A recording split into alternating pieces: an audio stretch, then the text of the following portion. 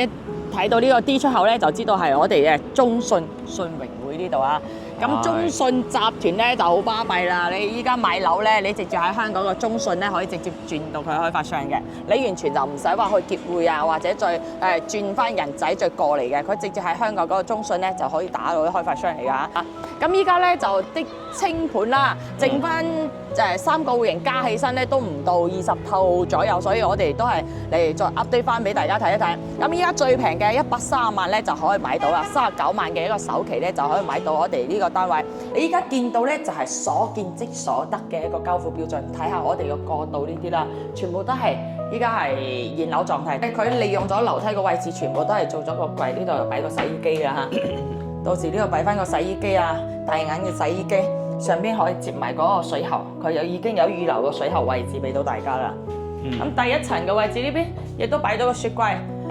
呢間房就四四正正咯。如果你係有屋企有老人家一齊住嘅話，同埋你由後生人一齊住，咁老人家就瞓下邊啦，就冇咁麻煩要擒上擒低啊。Hello， 大家好，阿 Moon 啊。大家好，我係 Michael。今日又同我細佬過嚟我哋羅湖區呢度啊，由柏拿做翻一條片俾大家睇一睇啊。咁我哋依家咧就喺呢個7號線嘅筍崗站嘅 D 出口喺度，咁就同大家講下呢個樓盤啦。大家真係好熟悉㗎，一睇到呢個 D 出口咧，就知道係我哋嘅中信信榮會呢度啊。咁中信集團咧就好巴閉啦！你依家買樓咧，你直接喺香港個中信咧可以直接轉到佢開發商嘅，你完全就唔使話去結匯啊，或者再轉翻人仔再過嚟嘅，佢直接喺香港嗰個中信咧就可以打到啲開發商嚟㗎。咁我哋依家呢個位置咧就7號線嘅，對面咧有個17號線俾公交車擋住咗，就正對面我哋呢度過去咧就100米都唔到嚇。咁到時呢個筍崗站17號線做好咗之後咧，我哋4個站就可以翻到我哋嘅羅湖口岸嚇。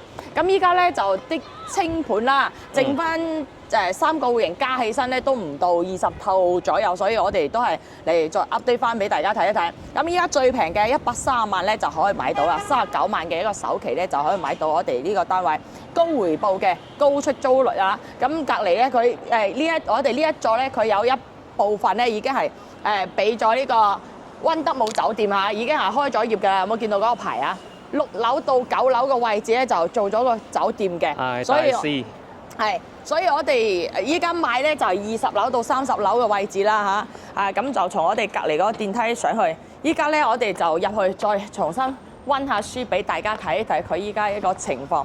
咁就得翻33方、44方同埋55方嘅呢3個戶型啊。咁55方咧佢就係端頭位置嚟嘅。依家入到佢營銷中心入面咧，反正就大家好熟悉嘅啦。最主要都係睇翻我哋啲細單位，你如果係想要出租嘅話，投資回報率高嘅話，我哋可以揀翻個細單位。33方咧就中間呢個位置，佢依家係20樓到30樓喺度賣緊嘅。咁6樓到9樓咧就係我哋嘅酒店啦。中間呢個位置咧，佢有一部分係之前嘅公寓啊，之前公寓嘅個價錢亦都會比較貴啲。咁仲有一部分係辦公嘅，所以你買喺呢度咧唔住嘅情況下，自帶呢啲租客，佢就係喺呢度翻工嘅，直接可以就幫你出租嘅啦嚇。咁樓下嘅話，其實就一座大廈，樓下都冇咩花園呢啲，但係最主要咧喺對面就有一個萬象食家。咁我哋睇下我哋呢個位置啦。依家個位置咧就係呢度正中間嚇，咁喺對面嘅話就係我哋嘅一個萬象食家呢邊啦。咁就正對面，我哋可以從另外一個出口過去咧，就唔使過馬路啊。喺地下嗰個地鐵線出口過去嘅話就好方便啦。咁周圍嘅線路咧就非常之多，咁最靠近我哋咧就係我哋嘅筍崗7號線嚇。咁依家17號線都見緊嘅，我哋到時4個站咧就可以到我哋嘅羅湖北站啊，同埋我哋嘅羅湖口岸呢邊。佢反正個線路就係圍住我哋羅湖呢邊嚟行㗎嚇。到時去翻我哋啲關口呢啲就好方便，打部車過去嘅話都係10零分鐘左右就可以到啦。咁隔離咧就我哋嘅八卦嶺嗰邊啦嚇，咁就挨住我哋嘅福田嗰邊嘅位置啦。所以呢度咧我哋可以到八卦嶺嗰邊轉幾條線路咧到我哋嘅福田口岸去過關，亦都係好方便嘅。咁周圍嘅話，其實呢度羅湖嚟講嘅話，佢係已經係算比較成熟嘅一個地方啦，係嘛？咁有啲周圍嘅環境啊，有我哋嘅紅湖公園啊、翠竹公園啊、東湖公園啊呢幾大公園。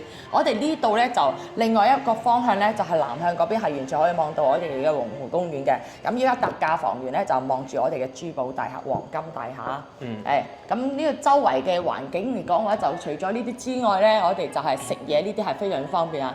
萬象食家、購物廣場啊，呢度有4-5層樓都係飲食㗎啦。哈路廣場啊，嗰邊都係屬於一個好大一個 shopping mall 啦。萬象會啊，呢邊就屬於羅湖。呢度去萬象城咧，呢啲都係好方便嘅。有冇咩補充下？羅湖咧，其實本身佢係一個非常之成熟嘅深圳區嚟嘅，好多香港人都中意啦，包括埋我同我同事啦，都經常嚟羅湖呢度食嘢，真係好行嘅。食嘢嘅地方又多，然後咧玩嘅地方又多，最重要咧呢度嘅一個商業氛圍比較好。係最主要呢度咧，幾乎就係做咗啲舊改之後咧，係好成熟㗎啦。咁往舊區嗰邊咧，去到東門嗰邊啊、老街啊嗰邊金剛玩咩飲食真係好多。你住喺羅湖咧，唔使擔心話食嘢啊呢啲之類。地鐵線就喺我哋正樓下，完全可以做到一個地鐵上蓋同埋商場上蓋呢個物業。係。咁我哋依家就行翻上去，俾帶大家去睇下佢依家個大堂位置啦。咁我哋依家要上去咧，都係要從佢依家呢個扶手電梯度上去嘅。因為可以見到啦，溫德姆酒店咧，佢已經係開通咗呢度行過入去30米就係啦。係開張咗，佢個大堂咧就喺隔離嗰度過嘅。但係我哋入住同埋呢個辦公嘅話，都係從呢度上去2樓嗰度啦。咁佢有2部電梯嘅，唔係2邊電梯嘅。一邊咧就去翻我哋嘅辦公大樓啦，一邊咧就係去翻我哋嘅公寓嗰邊嘅，所以佢係冇拉冧㗎，唔使擔心個住嘅人出入嘅人群咧好雜亂。佢依家都係現樓狀態啦，即買即住，大好裝修俾到大家。個裝修標準咧，電器啊、家私啊、家電啊，同埋啲櫃體咧，全部都做好咗㗎啦嚇。係好喜慶啊！今日嚟到呢度。係因為佢呢個啱啱開業係。係啱開業係，你話個溫德姆酒店係啊，溫德姆酒店啱開業嘅。咁呢度咧佢就分2邊個電梯，啱先有講咗啦。呢邊就去到我哋嘅辦公大樓嗰邊嘅。咁呢度咧就係去翻我哋嘅呢度去辦公大樓。係嗰度辦公大樓。呢度咧就去翻我哋住嘅一個地方啦。咁平時就算你呢度平時正常佢係閂住門㗎嚇，因為佢仲有尾貨未清完咧，佢會開住。咁到時如果我哋住邊一層咧，上邊有個 mon 嘅，可以直接對到你個人面啊。你上邊撳鐘俾佢開門就得㗎啦嚇。咁正常你唔會話可以求其入嚟嘅。喺呢度有寫住公寓嘅大堂就係從呢部電梯入㗎嚇。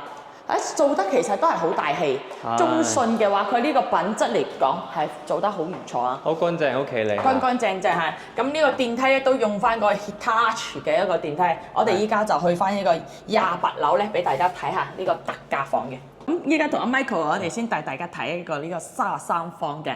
咁呢一套亦都係最平嘅一個單位啦，仲有一個特價房而130萬咧，就係呢個07戶型嚇。33方佢就做咗個1房嘅單位啦。你依家見到咧就係所見即所得嘅一個交付標準。睇下我哋嘅過渡呢啲啦，全部都係依家係現樓狀態，就幾乎全部都賣得差唔多啊，得翻total 落嚟咧，好乾淨啊！呢度上嚟嘅一個感覺咧，比我哋睇嘅好多嘅公寓咧要企理乾淨好多。係因為佢個呢個過道會闊好多，同埋佢全部都係瓷磚上埋牆，又加埋啲門咧，佢唔會話全部門對門啦，所以住得嚟講嘅話就舒服好多。咁有啲人就俾咗啲物業去託管啊啲之類，所以你平時如果唔住嘅情況下，可以交俾呢個物業幫你去打理都得嘅。我睇佢嘅裝修嘅質素咧都比較高啲，因為咧從開呢道門開始咧，就知道佢嘅一個華為嘅喎。係嗰個質素咧係完全唔同嘅。係啊，指紋、拍卡同埋呢個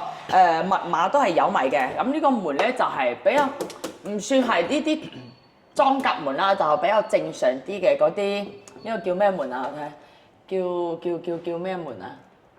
呢度英文嘅呢度咩牌子？步陽集團嘅一個品牌嚟嘅。雖然冇聽過，雖然冇聽過，但係我哋感受嘅質素咧係非常之好嘅。係呢啲就唔使話一定要咩防子彈啊呢啲之類啦，唔使咩裝甲門，反正就好簡單嘅一個門啦。咁再過嚟嘅話，呢上邊呢啲櫃啊，亦都係做好咗。咁呢度咧，佢就係應該係俾你俾你放一個鞋凳啦，可能呢度坐住換鞋咁樣咯。應該係，我爭啲以為佢係擺雪櫃，唔係擺雪櫃嘅，梗係放鞋啦。呢度有張凳啊嘛，咁呢度可以掛啲嘢都得。掛鈎嗰啲咯嚇。係啦。係啊，咁再過嚟嘅話，呢邊又係有翻一個 mon 啦，呢個位置就可以見到下邊有人撳鐘啊。然之後就知道係邊個嚟開門㗎啦，門口嘅監控啊都係有埋㗎。佔線。咁呼叫中心有咩事咧，可以 call 物業嘅。物業係啦。咁呢啲櫃佢全部都有做好咗㗎啦，啲儲物空間嚟講，反正都其實係夠用嘅，因為細細地咯，最多都係1-2個人住啫嘛。全部啲下邊個櫃咧都有埋。咁依家見到呢個煙機啊，同埋呢個電磁爐都係一個交付標準嚟嘅。佢呢度有可以伸拉式㗎。係伸縮。呢個係有咩用啊？就可以抽風嘅。抽風就呢度都有得抽嘅嗬。呢個好得意喎，其實應該香港係好多咁樣嘅一個係嘛？香港好多咁樣嘅，咁下呢邊櫃呢啲全部都有啊，櫥櫃啊，咁呢個位置咧就做翻個雪櫃位置啦，預留咗嘅。再轉過嚟嘅話，左手邊佢都係做咗一排嘅一啲櫃，拖櫃啊、鞋櫃，呢個鞋櫃位置佢已經係幫你做好咗啊，放啲斜斜地咁樣放落去掛嘅地方。咁睇翻個廁所位，廁所佢都屬於係一個3段式嘅乾濕分區啦。咁入面企缸位個位置都還可以嘅，跟住入嚟睇下呢個企缸位位置。咁呢個呢個門係咁樣嘅，係咁樣就慳翻個空間啦，幾好啊咁樣，又唔會阻住晒。係唔會擋住嗰個出入嘅呢個空間。係洗手盆啊、鏡櫃啊、坐廁呢啲都係做咗個離地嘅一個坐廁位。咁再過嚟睇翻我哋呢度係1樓個一個位置，佢呢度係屬於3.6米嘅一個層高嚇。咁一層嘅第一層呢個位置咧，睇起身就會幾舒服嘅，但係第二層咧就企唔直人㗎啦。你到時都係冇到時嘅，因為佢已經係做好咗。除非你真係唔中意咧，就將佢上面拆咗佢，下邊就自己做翻一個瞓覺嘅一個空間都係 OK 嘅嚇。咁呢個窗嘅位置望出去個景觀其實都還唔錯啦嚇。咁我哋嘅萬象食家萬象食家係喺下邊對面嗰度。喺呢度呢個位置係，我爭啲翻唔精東南西北，就我哋正樓下嘅一個萬象食家。啱先我哋都係從嗰度食啲嘢翻嚟嘅，所以其實嗰度係好多嘢食嘅。我哋啲觀眾朋友、港人朋友、啲華僑朋友翻到嚟咧，都唔使擔心話嚟到呢度冇嘢食，樓下就係萬象食家。所謂萬象食家就入面全部都係食嘅嘢嚇。咁睇翻呢個第二層咧，第二層佢就係、呢度咧就得1米左右㗎啦，所以你上落咧，你都要跪低咁樣，你上落㗎啦，你企係企唔直人嘅嚇。咁入面咧呢度亦都做咗啲櫃之類啦。我覺得應該好多觀眾朋友都睇過，呢個係熱水器，熱水器放喺呢個位置，因為空間真係有限，所以熱水器掛喺呢度。下邊啲放下啲襪啊，咩底衫底褲啊，呢個掛啲衫，其實應該係夠用嘅。就真係要小心個頭啦！你上到嚟咧你就係咁跪住咁過嚟，趴住過嚟㗎啦。你正常係企唔直㗎啦嚇。咁我哋而家落去，層高有限咯，係啦。層高有限係，呢度就3.6米嘅一個層高咯。咁其實3.6米嘅層高都好多，我哋啲樓盤都係咁樣嘅。但係位置呢個 location 嚟講就真係非常之好啊！咁呢套咧就有一個特價嘅單位啦。咁其實正常嘅總價咧係130萬到148萬嘅。咁係有咩驚喜啊？驚喜呢個就130萬，係好平㗎啦。因為佢係望呢個朝向先有咁平嘅。因為呢一邊嘅話就俾對面嗰個珠寶大廈咧擋住個景觀㗎啦嚇，所以冇咩景觀睇。所以呢邊個戶型嚟講嘅話就會比較平啲。咁羅湖咧都其實到處其實都係高樓大廈，多其實擋住咧又唔會話擋住海江就 O K 嘅。佢唔會話好近，同埋咧隔離就係珠寶大廈。雖然依家個黃金跌咗價，之前升價嗰陣時咧，我哋趁呢個時候第一時間就可以過去買啲黃金首飾呢啲啊。可以。咁我哋計翻最平嘅呢一套就呢個單位嚇，130萬首期嘅話0.3就3成嘅首期俾我39萬，咁剩翻就係91萬嚟貸款。咁我計翻個月供俾大家。呢一套嘅租金咧就係可以租到4500蚊左右嘅嚇。91萬月供嘅話9200，咁自己就俾多5000蚊左右啦。貸幾多年㗎？貸10年嘅。10年可以。係呢個公寓就係得10年㗎啦。但係佢呢度係民水民電嘅，所以個水電呢啲都唔會話好貴。咁仲有一個44方做咗2房單位，嚟大家一齊睇埋啦。我哋睇翻呢個44方做咗2房單位，其實仲有一個55方嘅，就係呢個端頭位置，但係得翻2套，佢依家都唔俾睇。嗰個係可以做4房左右嘅一個單位嚇，咁個價錢比呢度就貴多60萬左右。只不過嗰邊嘅戶型咧就冇咁市正。如果大家有興趣嘅話，可以揾翻之前拍嘅片俾大家睇，因為呢度其實係好熟㗎啦，已經係拍咗好多次，大家觀眾朋友都係睇咗好多次㗎嚇。入面啲交付標準咧，就呢啲幾乎都係交付標準啦，就除咗呢啲可以移動嘅嗰啲位置咧，就唔係一個交付標準，其他就眼見即所得嚇。包括呢後邊嘅啲係櫃呢個位置啊，都係有埋㗎啦。密碼指紋匹卡呢啲都係有埋。咁呢邊嘅廁所就會大好多啦。雖然都係冇翻個窗個位置啊，不過佢個空間就會大好多，完完全全3段式嘅。咁呢個門都比較得意啲啊。呢個佢有做多一個呢個把手位置。啱先嗰度好似冇，嗰度係比較細啲嘅嗬，係嘛？係細細地有把手，但係冇咁長。係呢個就好拉啲咯。咁上邊個鏡櫃呢個係可唔可以打開？喺呢個鏡櫃入面唔可以擺嘢㗎。可冇擺唔到？下邊睇下可唔可以拉開？唔得喎。哦，呢個就係單純嘅一個鏡嚟嘅。係啦，單面鏡。就唔係啲櫃嚟嘅。然之後呢邊坐廁個位置咧就其實幾闊落㗎啦。呢個位置係好闊落㗎啦。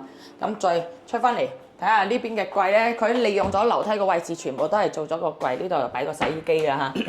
到時呢度擺翻個洗衣機啊，大眼嘅洗衣機，上邊可以接埋嗰個水喉，佢已經有預留個水喉位置俾到大家啦。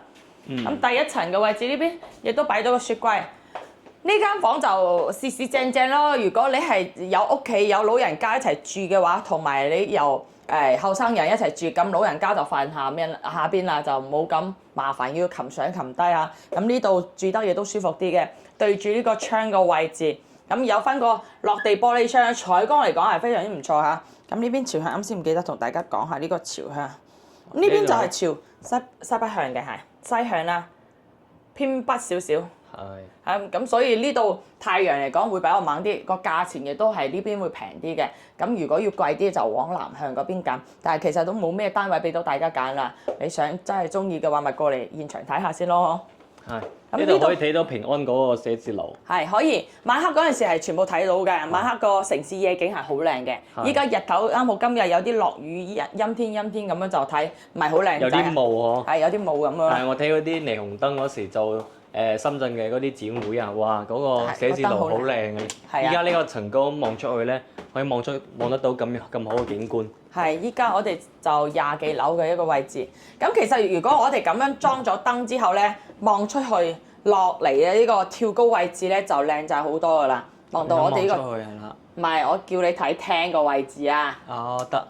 轉過嚟俾大家睇下呢個廳個位置係咁。呢個夠細3.6米，你正常做個平層嚟講嘅話，整翻個水晶吊燈啊，吊落嚟咧都唔會好壓迫嘅。但係你如果加多一層嘅話，就係咁嘅一個情況啦。就啱先嗰個33方，我哋都可以好似佢咁樣設計。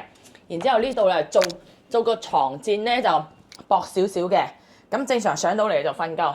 但係你入邊仲有一個空間嘅，係嗰度係有一個細細嘅儲物空間咁樣啦。呢個位置嘅話，你真係驚朝早嗰陣時咧，一個人未瞓醒，然之後唔知道嘅情況下一撞親個頭啦。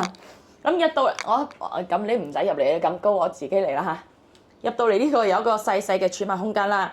咁佢呢度咧就做咗個衣櫃，有啲似其實我覺得我依家就有啲係嗰個巨人咩小人屋啊，巨人住嘅嗰啲小人屋啊，細細地嘅，明就因為見得係好 mini 嘅。係，但係其實又還好咯。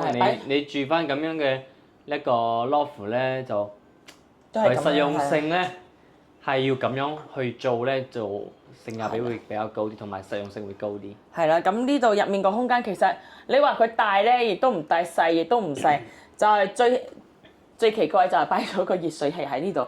如果下邊有其他屋企人沖涼或者其他朋友先沖涼嘅話，你喺上邊瞓覺聽到呢個熱水器聲，應該都會有啲少少嘈係嘛？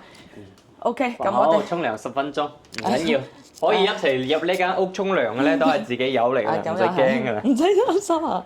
咁呢個44方嘅話，佢最平嘅有個210萬嘅，210萬嘅總價嚟計嘅話，我計翻個30%嘅首期俾大家，0.3嘅首期等63萬，210減翻63萬就剩翻147萬貸款。呢一個租金嘅話係可以租到6000幾蚊㗎。呢一個月供就14900啦，15000左右。咁其實位置嚟講係非常唔錯嘅，所以佢價錢咧亦都會比較高啲。好似南山嗰邊啊，300幾萬先可以買到30方左右嘅一啲細公寓，同埋都唔係話做到呢啲 loft 單位可以做到2層嘅，佢淨係得1層嘅都要300幾萬。但係嗰邊租間南山嚟講嘅話，租金會更加高咯，1萬蚊左右嘅一個租金，回報率都唔錯嘅。咁呢度計起身嘅回報率嚟講嘅話，都唔會話好低，3.8到4.0嘅一個利率都有㗎嚇，呢個利息。所以你如果係想要投資或者自己住嘅情況下，呢個 location 係非常之唔錯嘅。咁尤其後28年個17號線開通咗之後咧，我哋4個站就可以翻到羅湖啊。所以依家我哋都係自己地鐵上蓋，但係都需要直轉程㗎嘛。到時17號線開通咗之後咧，我哋可以直接直達，所以我哋唔使轉乘。咁對面有萬象食家啦，咁呢度又有自帶一個辦公樓啦，周圍呢邊全部都係寫字樓嚟嘅，佢都冇呢啲細公寓喺度賣出售。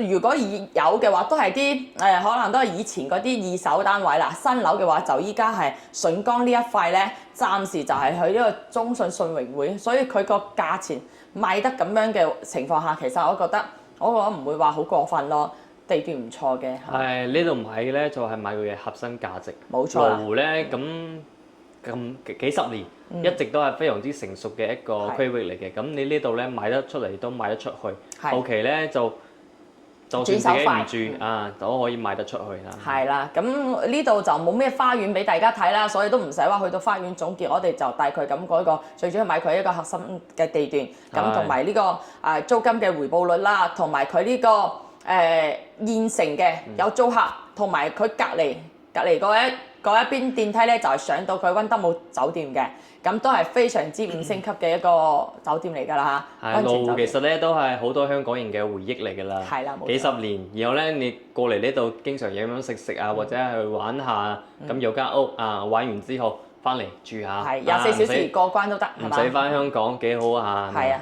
所以都係幾唔錯嘅，大家如果有興趣嘅話，可以實地過嚟，話阿 Moon 或者阿 Michael 過嚟望一望咯。咁其實周圍嘅環境嚟講嘅話，對面又可以望到我哋翠湖公園啦。咁其實環境嚟講唔錯嘅，冇咩好嗰啲好村屋，因為正中心嗰度咧，羅湖口岸嗰邊咧，就幾乎都係城中村會比較多，就睇翻啲咧都係比較舊啲嘅有樓啊。咁但係我哋呢度睇翻咧，都係屬於一個城市嘅面貌喺度，我哋市容面貌會好好多啦，係嘛？係啦。